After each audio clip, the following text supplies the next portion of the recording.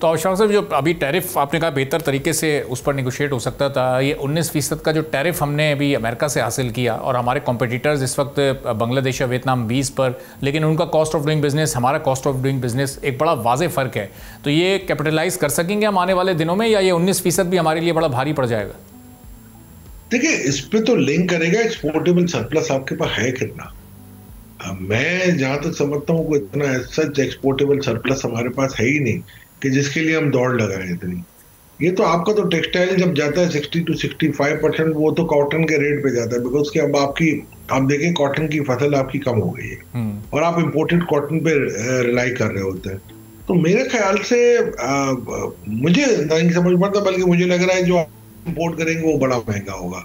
मेरे नजदीक मुझे इस बात की शदीद जरूरत है कि मैं अगर कोई भी चीज़ है ऐसी कोई करनी है तो मैं ऐसा काम करूं कि जहां पर मेरा एक्सपोर्टेबल सरप्लस बढ़े, और उसके बेसिस पे मैं कोई काम करूं तो मुझे, मेरा ख्याल है, ज्यादा इंपॉर्टेंट और अच्छी चीज लगेगी।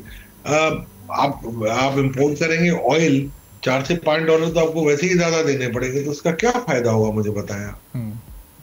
तो अशफाक साहब, ये अब प्लानिंग मिनिस्ट्री और उसने प्लानिंग कर दी, उड़ान पाकिस्तान नाम का प्रोग्राम लॉन्च कर दिया, 5 साल के टारगेट सेट हो गए।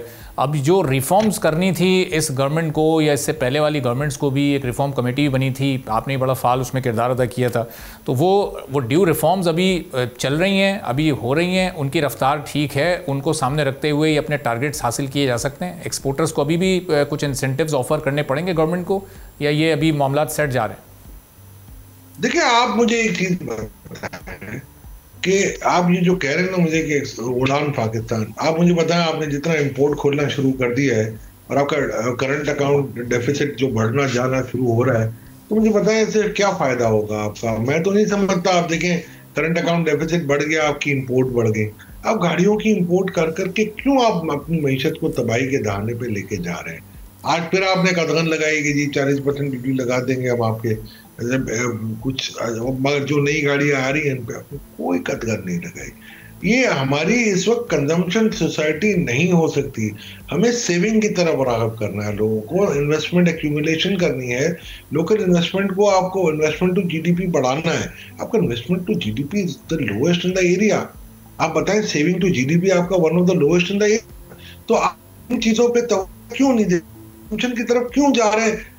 एक ने मिलके फैसला कर लिया, ड्राइंग रूम करके जाओ, कुछ नहीं होगा। आपके पहले आपने महीने में देख लिया, आपका पीआरआई सही से आप डिजाइन करें, आप अल्टीमेट बेनिफिशियरी को ये आप दें बेनिफिट, इंस्टेड ऑफ कि आप एक बैंकिंग के थ्रू आप एक पीआरआई देने के लिए करते हो, उसको भी आपने बंद कर दिया।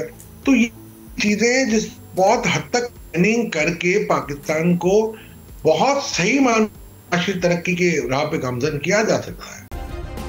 सब्सक्राइब करें और बेल दबाएं ताकि कोई खबर रह न जाए।